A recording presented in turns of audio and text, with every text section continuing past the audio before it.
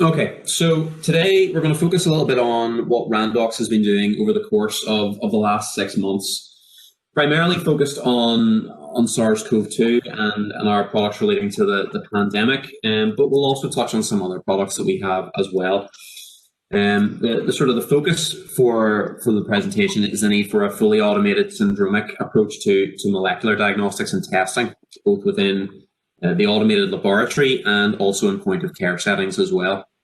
We'll also touch a wee bit on at the end on some of our quality control products and services that we offer, all related to do with SARS-CoV-2. So within Randox, we have three main areas, product areas for molecular diagnostics. Those are our molecular diagnostic analyzers, both for point of care and for the main core laboratory, and then also for molecular testing as well. So we've got various different assays that run alongside for that. In addition to that, we do also have suites of different controls, and we have external quality assurance EQA schemes from QCMD, and also third-party internal controls from Qnostics. So to set the scene, what is the current situation? So the most recent World Health Organization situation report, which came out on Monday, listed that there's a shocking number of SARS-CoV-2 cases globally, and unfortunately a very large number of deaths to go along with that. The case in the UK is that we're moving closer and closer towards an accumulative number of about 1 million SARS-CoV-2 cases in the UK, and deaths are also sadly increasing in number as we move through the weeks, increasingly so as we get closer to winter. Obviously, we are moving into a period now of colder weather with the winter months. What we see every year, as I'm sure you will all be very much aware, is that influenza starts to increase in prevalence, but there are also other respiratory infections that should be taken into account as well, including such as RSV, adenovirus, coronaviruses, parainfluenzas, rhinoviruses, and enteroviruses, and other associated bacterial infections that go along with these viral infections. As we move into the winter, their prevalence will likely increase further and further, and we need to have strategies in place to deal with that. So as you can see here from the PHE data marked data to do with influenza and respiratory infections during the course of the winter, we can see that in and around week 40 of both 2018 and 2019, we saw increased prevalence of influenza A and B. And you can see also the percentage total values for influenza with the two different lines there, the red line and the dotted line. So these tend to increase in prevalence in and around week 40 of the year. We're now in week 44 of 2020, and we can see that coronavirus cases for both pillar 1 and 2 laboratories are steadily increasing in positivity rate.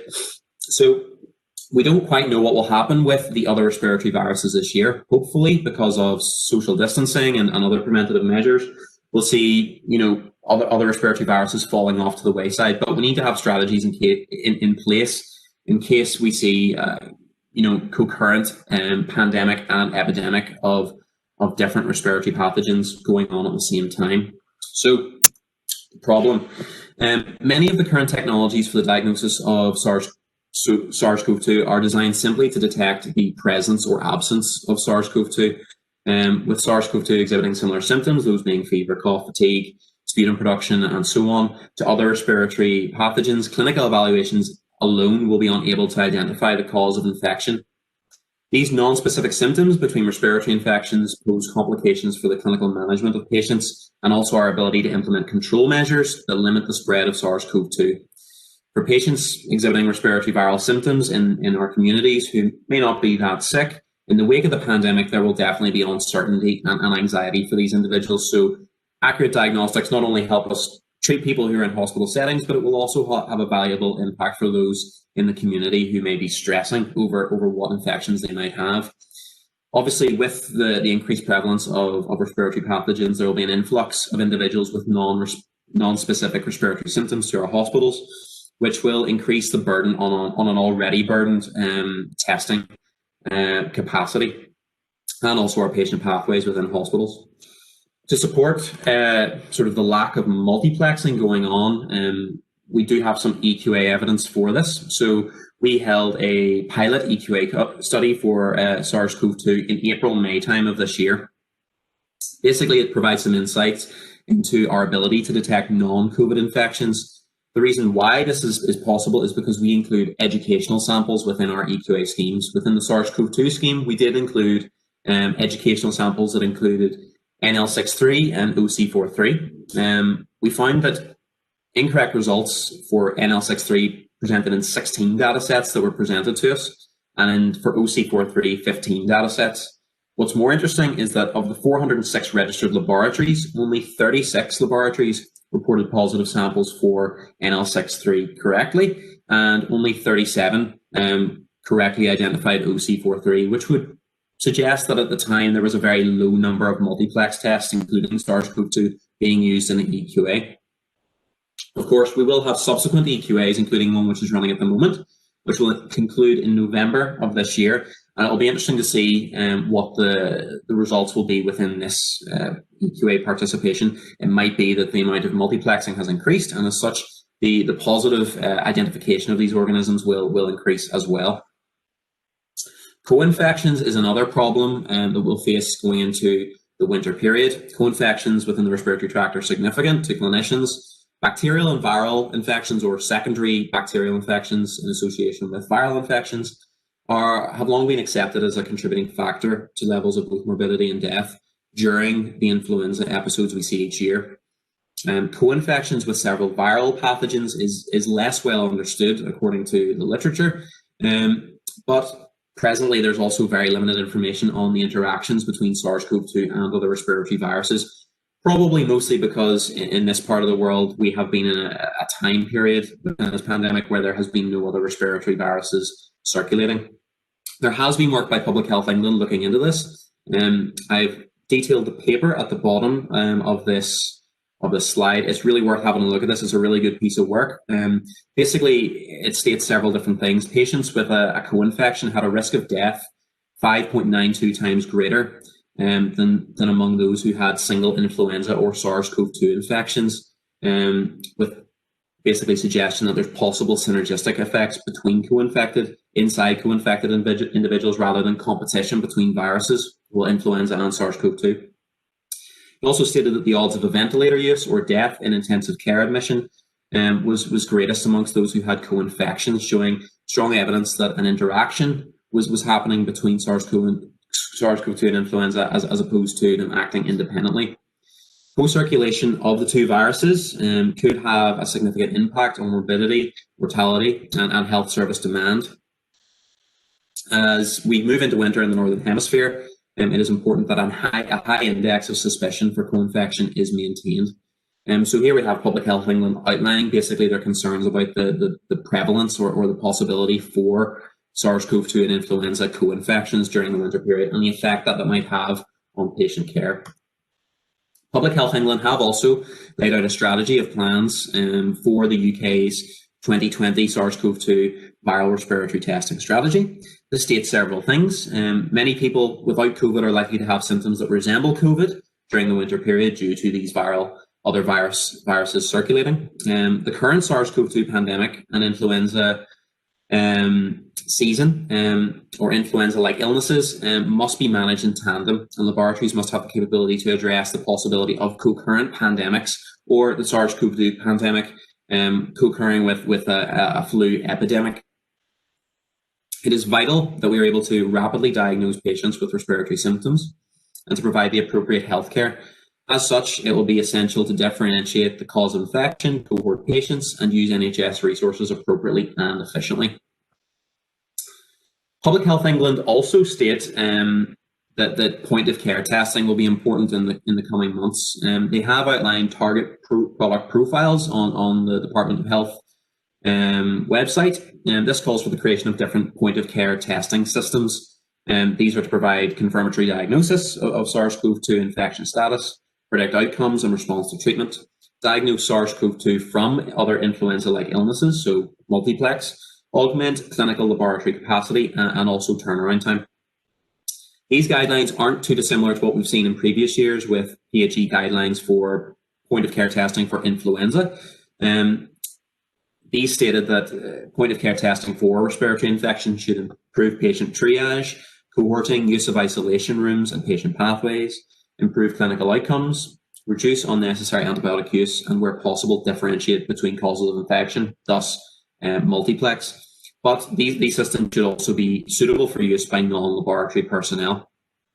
So we do have some solutions to answer these calls to action. Within Randox, we have automated high-throughput multiplex molecular testing systems that are soon to come to market. And we do also have an existing point-of-care multiplex system, which is available right now. So these are the Randox Discovery, which is our high-throughput multiplex system, and the Randox Vivalytic, which is our point-of-care cartridge-based molecular analyzer designed for use by non-laboratory personnel. So the future of technology of molecular diagnostics, as we see it, is the Randox Discovery, and we've got a little video here to sort of highlight that.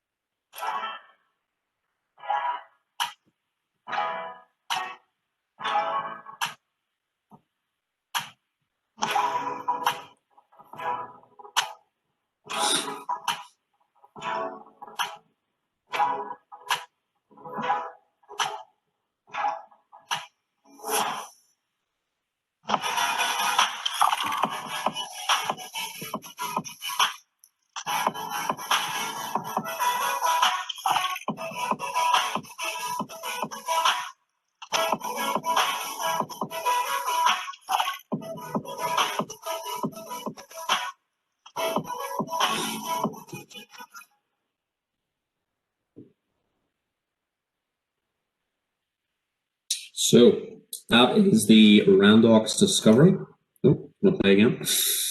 What is the Randox Discovery? So the Randox Discovery is quite an exciting new piece of technology that we have developed for molecular diagnostics. It's a analyzer, a self-enclosed housing analyzer, which has been in development for some time within Randox.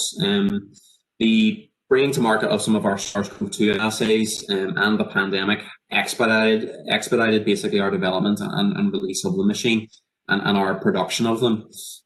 So how does it work? Basically, it's a fully automated benchtop analyzer. It's self-enclosed. There's no peripheral instrumentation. Basically, it uses ready-to-use cartridge-based reagents. So reagents are all contained within vacuum-formed plastic cartridges, which mean that you don't need specialized personnel to run a molecular test with the instrument. All that a user is required to do is place reagent cartridges onto the machine, close the doors, click the go button, and walk away. It's a benchtop machine, so it's not floor standing. It doesn't take up too much space. It's comprised of 3 main modules. So you can see on the machine there's 2 doors and an area in between them. Basically, these represent 3 different areas within the machine: an area for extraction, an area for amplification, and then an area for hybridization to our microarrays or our biochips, and for detection as well.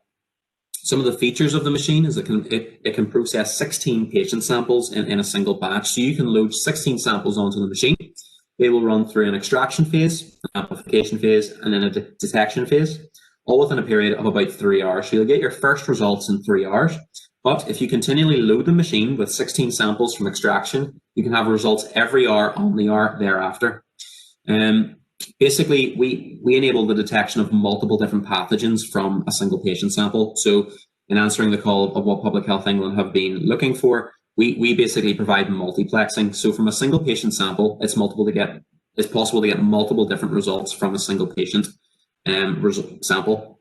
We have a wide test menu. So while the primary focus at the moment is on SARS-CoV-2 and respiratory testing or extended respiratory testing, we do have other assays in the works, including an STI panel, a urinary tract infection array, sepsis panels, and so on. So we're covering the gamut of what is normally done within a molecular lab. So we're not only providing a molecular machine for SARS-CoV-2, but we're providing what is an instrument that will last a lab for many years with many different testing areas feasible on the machine.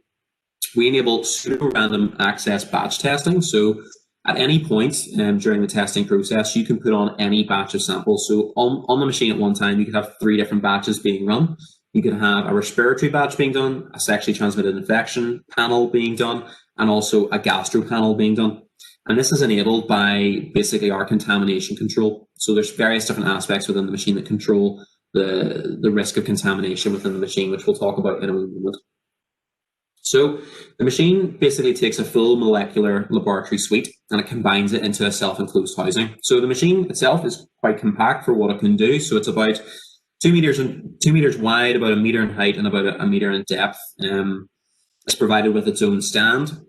It doesn't require any special installation requirements. So there's no need for a water supply. There's no need for any plumbing or any ventilation or anything like that. Basically, everything on the analyzer is dry, so all of the reagents that are required are put in onto the machine in cartridges, in batches, meaning that it can be placed anywhere in the lab, that there's space essentially. You don't need any special area to specifically put this instrument. There's minimal operator training required because it's very user intuitive. So as you can see, there's a large touchscreen on the right-hand side of the machine.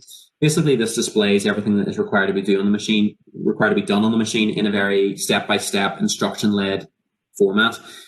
So all that the user is required to do is pipette their samples into cartridges, take these cartridges in batches, place them on the machine, close the door, press the go button, and the machine takes care of the rest.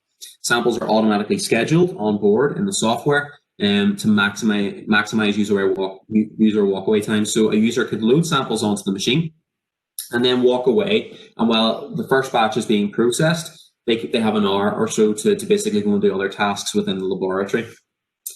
As I mentioned previously, the workflow within the instrument is three-phased. So there is zone 1, which is for extraction or lysis. Zone 2, which is basically involving PCR amplification. And then zone 3, which is where we have our biochip array detection or a microarray detection. Robots move samples from each area of the machine to the next, so there's no need for any user interaction with the machine apart from taking used consumables off the instrument once a process has been completed, roughly every hour. As I said before, we include triple lock contamination control. So there's various different aspects of the machine that prevent the contamination of different areas. So within the machine, we have controlled airflow. So we've got airflow from the front of the machine to the back, and from the bottom to the roof, and then out of the instrument, meaning that inside each zone, there's a continual flow of air and aerosols, if any are created.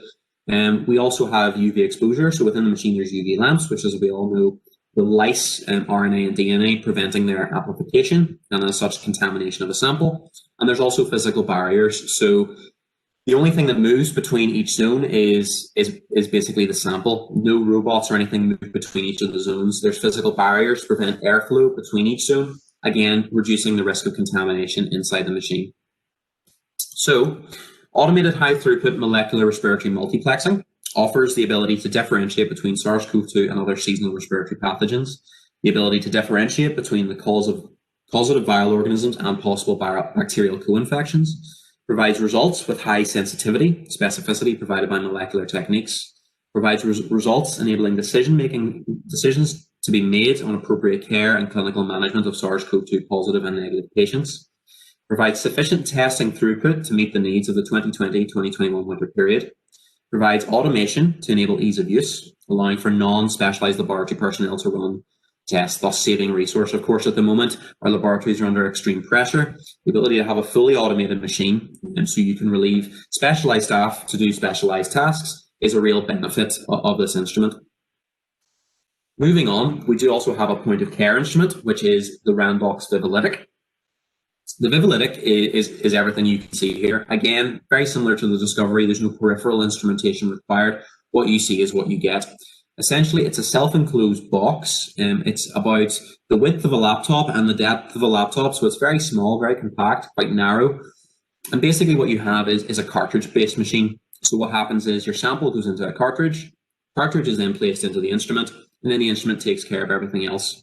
As you can see, there's a touch screen on the instrument, which is clear, bright. Again, all the processes are very instruction-driven, so you don't need to be specially trained. You could have a non-specialized personnel who has never used a diagnostic analyzer before approach this machine and successfully obtain a result. There's a door for placing your cartridge into just below the blue line there. And then on the underside of the machine, there's a scanner. And you can see in front of that a selection of different cartridges which are available on the instrument.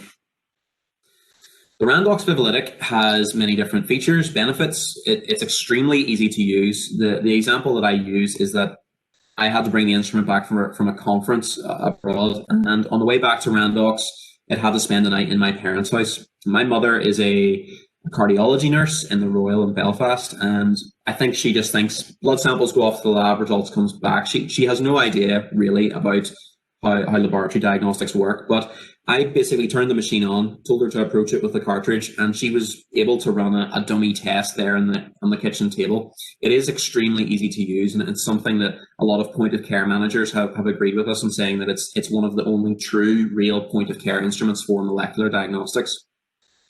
The test menu that we use is very unique. We have the ability to both low-plex test and high-plex test on this instrument, so you're able to do investigative respiratory screens for up to 22 different pathogens.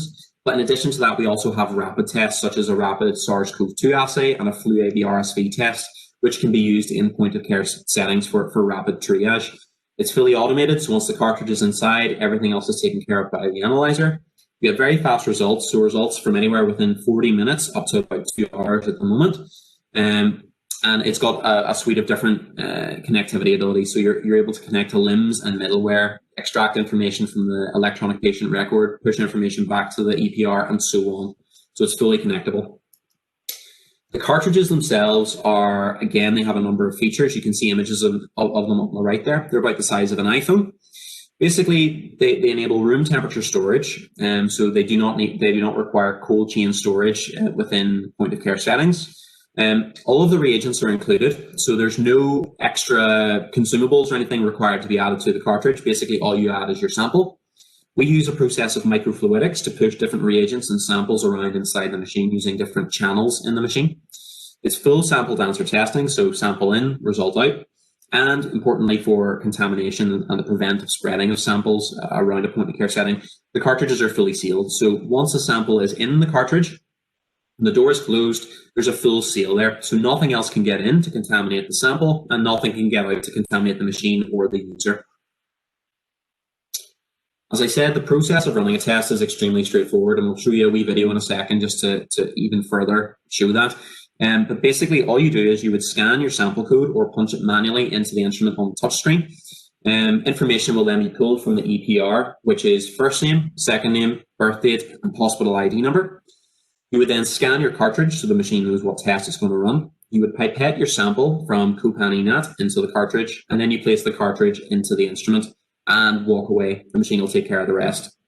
So we've got a quick video here to sort of show how that works.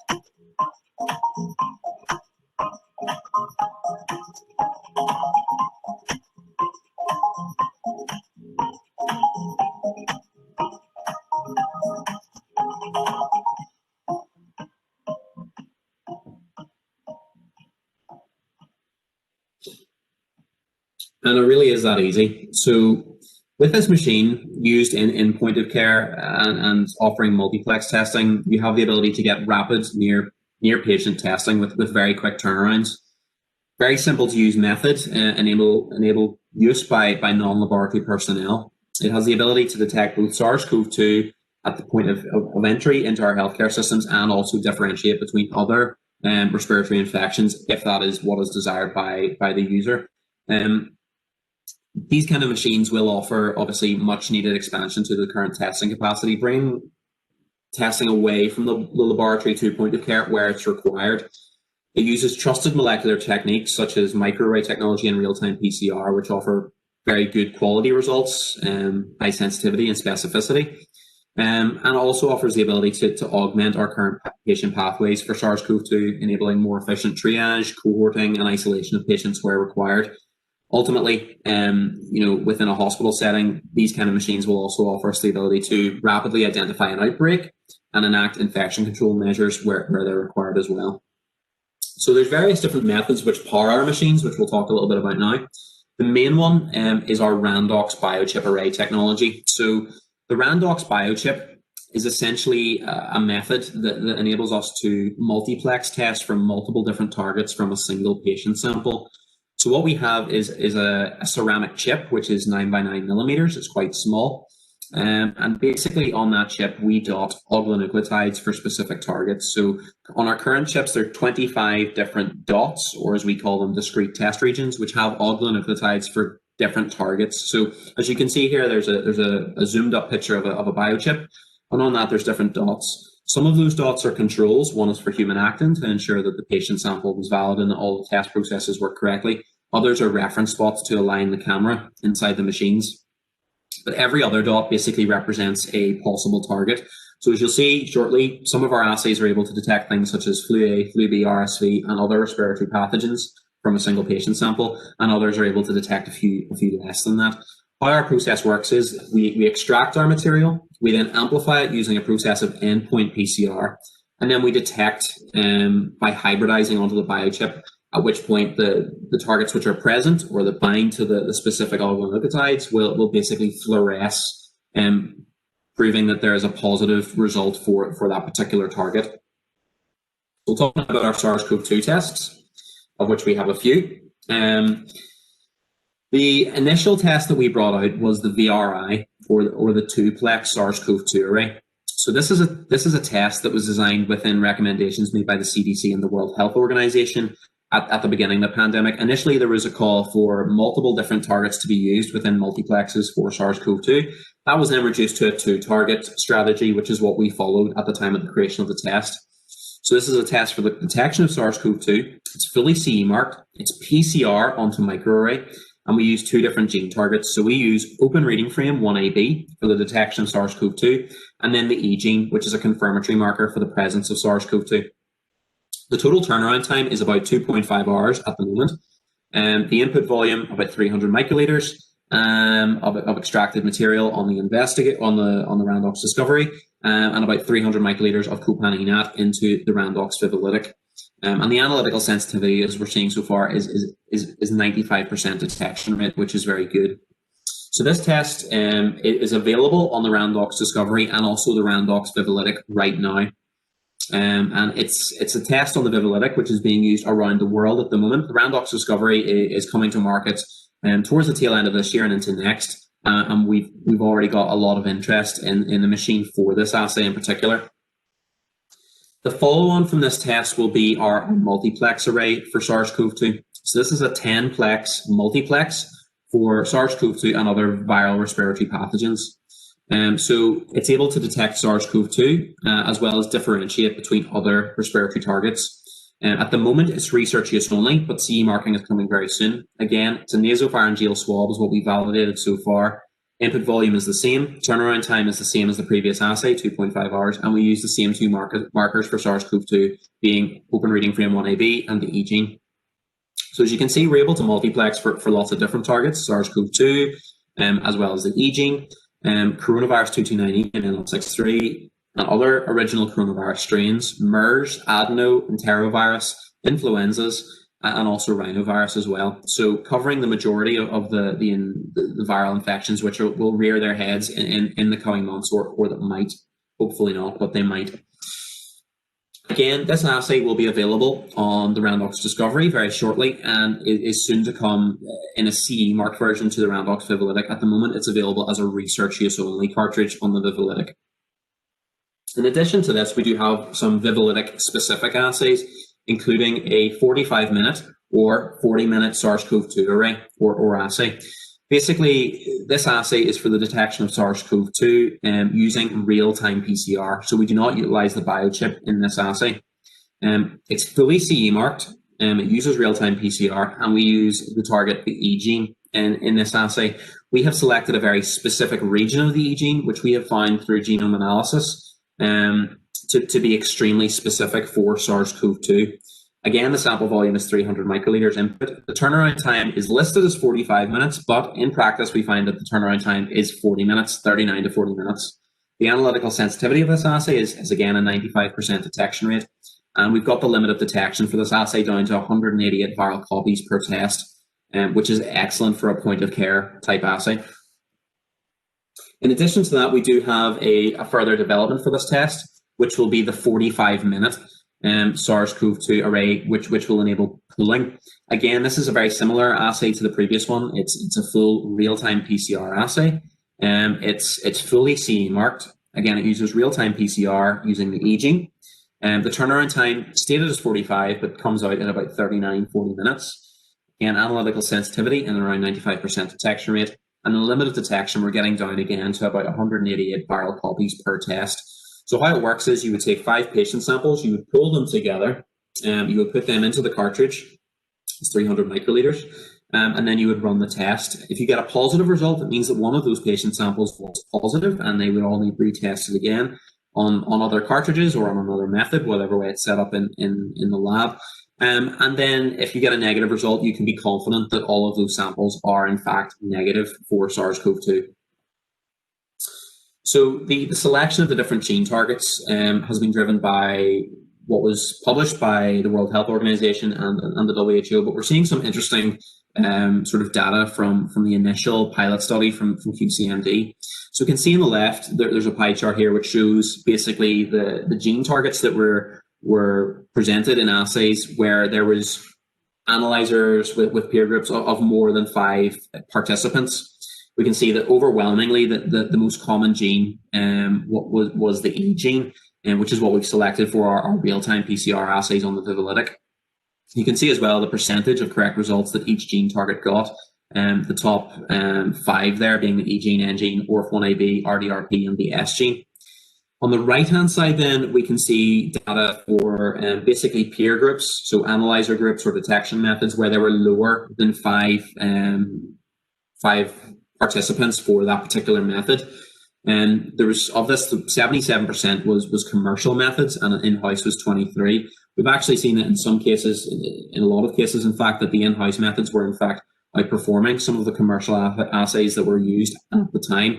Thankfully, before the Randox methods were being used, we can see again that there's a real scatter here of different gene targets in use. The E gene and ORF1ab is the biggest cut here, which again is what we have chosen for our biochip array using ORF1ab and the E gene. But there's quite a lot of variance in the market at the moment. It'll be interesting to see in the next EQA return in November if this changes at all, whether or not some of these markers are removed or binned and other ones are used more primarily, narrowing down the different gene targets which are used. It'll be interesting to see. In addition to the SARS-CoV-2 assays, we do have other assays which are in development. One is the respiratory tract infection array. This is a 22-plex respiratory panel. So it covers viral targets, so the common ones that you'd always be looking for: influenza A, B, RSV, parainfluenzas, the original coronavirus strains, adeno, entero, and so on. But what makes this assay stand out is the detection of various different bacterial targets that often, as I'm sure everyone knows, will rise after a period of viral infection.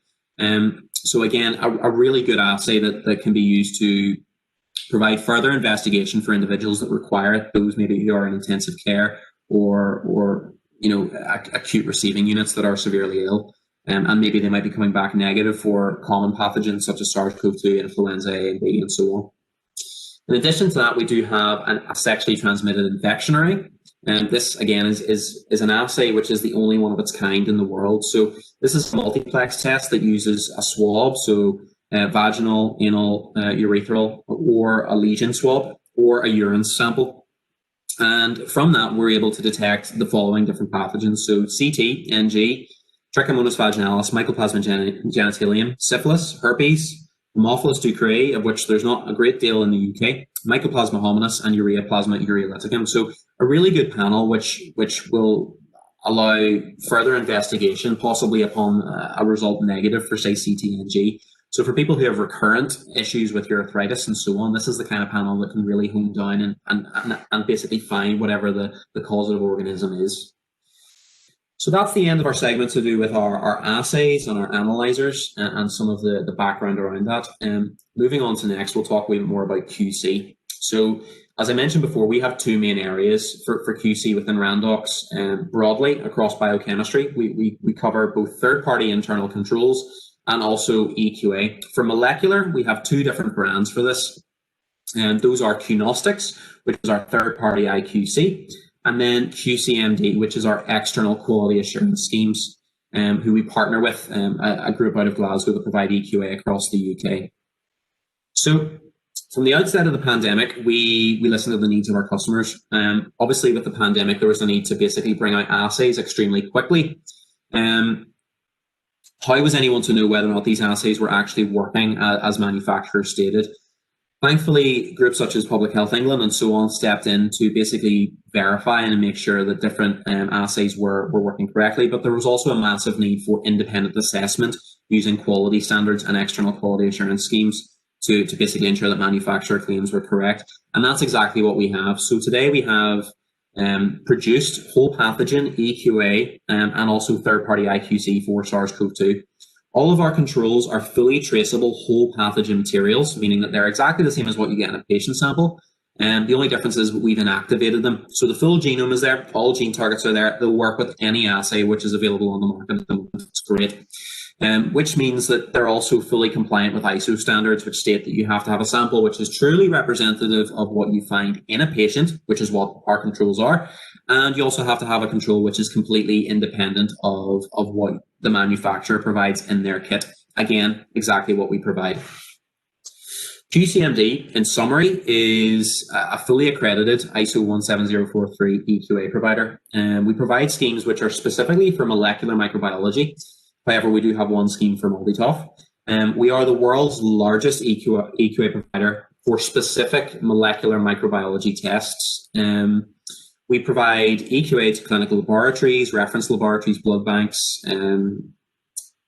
academic institutions, national EQA schemes as well. We provide custom EQA schemes to international organizations. As I say, we do also offer a multi-TOF platform in addition to our molecular platforms. At present, we have over 90 programs that are used in over 100 countries globally, which means our peer groups are really good, big. The data that we produce is really good.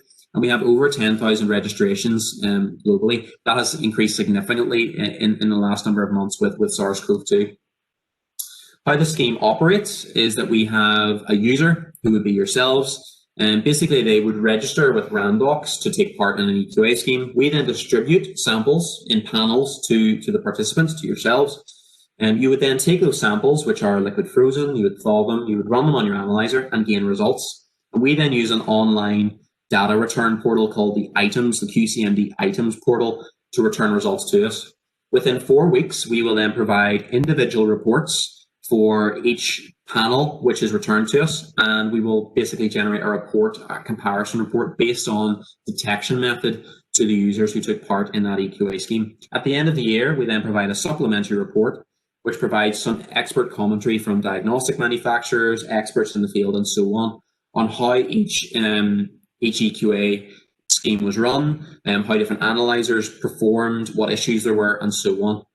So a real full encompassing EQA offering is what we offer there. We cover schemes for lots of different testing areas beyond SARS-CoV-2.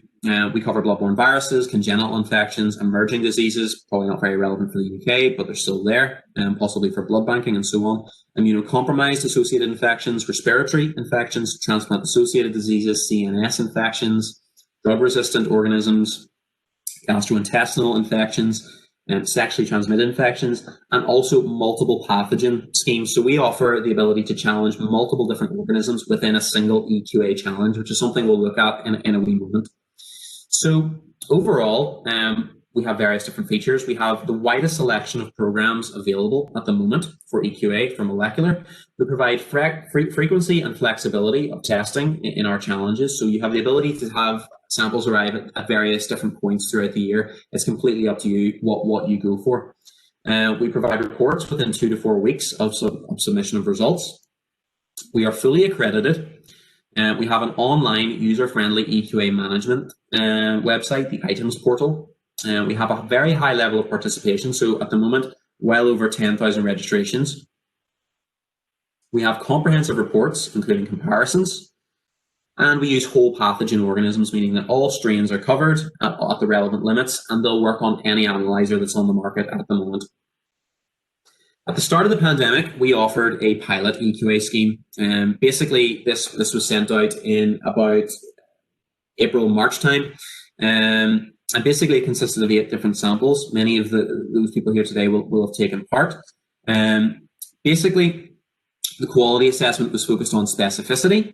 So as I say, we included non-SARS-CoV-2 coronavirus strains to basically assess how sensitive, or sorry, how specific certain assays were for SARS-CoV-2. And we also included serial dilutions going down to below what we believe to be the limit of detection. Most assays basically to stress sensitivity. What we provided was a real-time report. So as soon as you submitted your results, we would give you a report to basically tell you how you did very quickly. And then we've now provided a full EQA report, which provides performance and comparisons. We're really happy today to talk about the 2021 schemes that are coming out for 2021. And basically, we have new coronavirus schemes in a new format. So next year, we will have 4 schemes, 1 for each quarter. So our schemes generally run on a quarterly basis. But to give maximum flexibility and choice, we have the ability for users to take part in any number of EQA schemes for quarter 1, 2, 3, and 4. At the moment, we have the ability to take part in 2 schemes or all 4 schemes. Each scheme will consist of 5 samples, each of which are 1 mil, meaning that over the course of the year, you will be challenged basically on 20 different samples. Again, we are stressing both sensitivity and specificity of molecular assays for SARS-CoV-2 with these EQA schemes. Following with the trend of multiplexing, we do have a number of EQA schemes that facilitate this. So a new scheme for next year will be the QCMD 2021 Respiratory 1 Plus EQA scheme. And this is quite good. It's geared towards systems such as the Gene Expert, which run flu A, flu B, RSV, and SARS-CoV-2, and instruments such as the BioFire as well as large respiratory multiplexes, which I'm sure are being used in-house in many different laboratories across the UK. So these EQA schemes this EQA scheme will basically challenge users on influenza A, influenza B, RSV, and also SARS-CoV-2 as well, meaning that you're covering a large multiplex. Again, this will challenge on sensitivity and also the specificity of assays for these different organisms. This will distribute once next year in quarter 4, and there'll be 10 samples sent out with it. In addition to that, we have Respiratory 2 for 2021. This, again, for large respiratory multiplex, is to be used in conjunction with Respiratory 1 Plus. This includes samples such as metapneumovirus, respiratory adenoviruses, rhinoviruses, coronaviruses, enteroviruses, and parainfluenzas as well. This is offered in 2 different versions. We have a 1 challenge option, which will happen in quarter 3, 10 samples, or a 2 challenge option, which will happen in quarter 1 and quarter 3, 5 samples with each challenge. We also have Respiratory 3, which focuses on respiratory bacterial targets, again, stressing sensitivity and specificity, and again, available in 2 different options. A quarter 3 challenge, which will offer 10 samples, and then a 2 challenge option, which will offer 5 samples in quarter 1 and 5 samples in quarter 3. So with these 3 EQA schemes, you can basically combine them together to cover pretty much any respiratory multiplex assay on the market at the moment. So now we're moving on to Qnostics. Qnostics is our range of third-party control solutions which cover a range of different infectious diseases. So we cover respiratory infections, transplant-associated diseases, gastrointestinal diseases, STI, CNS infections, and also bloodborne viruses. These QCs are designed specifically for use with molecular methods. We do have a lot of requests for IQC for serology. We do also have serology IQC that are a Randox core product, but these particular controls can only be used with molecular from Qnostics. The overall features, benefits, I suppose, of Qnostics are we have whole pathogen materials. So this basically means that all of our organisms contain the full organism genome, and they contain all gene targets. They can be processed just like a patient sample from extraction right the way through to detection. Because the full genome is there, all gene targets are there, they'll be used with any analyzer or assay on the market at the moment. They are fully inactivated, meaning that they are safe to handle. We inactivate them by heat treatment and irradiation. They are liquid frozen, which means they simply need to be placed on a roller once out of the freezer. They're thawed and then run neat into the machine. They're stable for 2 years, liquid frozen. So if you wish to store the material, you can do so for a period of about 2 years.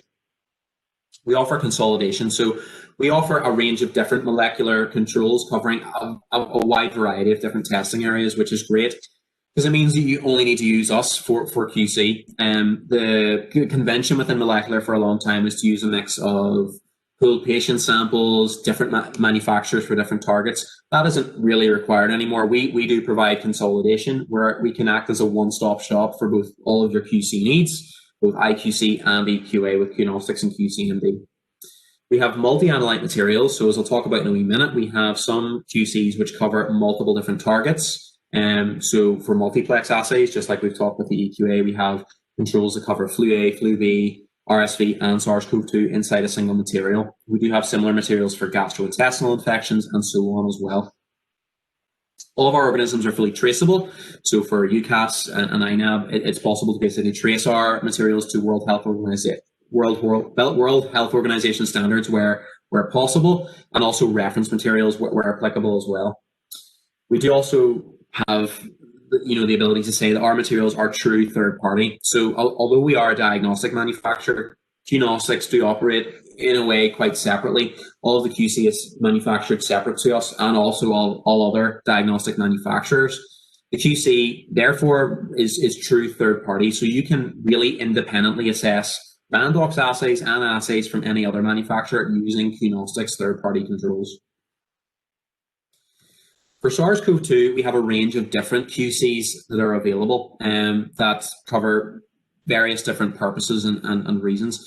Basically, they are whole pathogen, as I say, so the full genome is there. They'll work on any material, any assay. We also include background human cells. So this means that we're able to pick up housekeeper genes and control gene targets that some manufacturers require in their assays to basically ensure that the sample is a valid sample. All of our materials have been fully characterized over a wide range of different workflows and techniques. And we've got different QCs for different reasons, which we'll go through in a bit more detail. So we've got the analytical Q panel, which is a serial dilution panel, which is for validation and verification.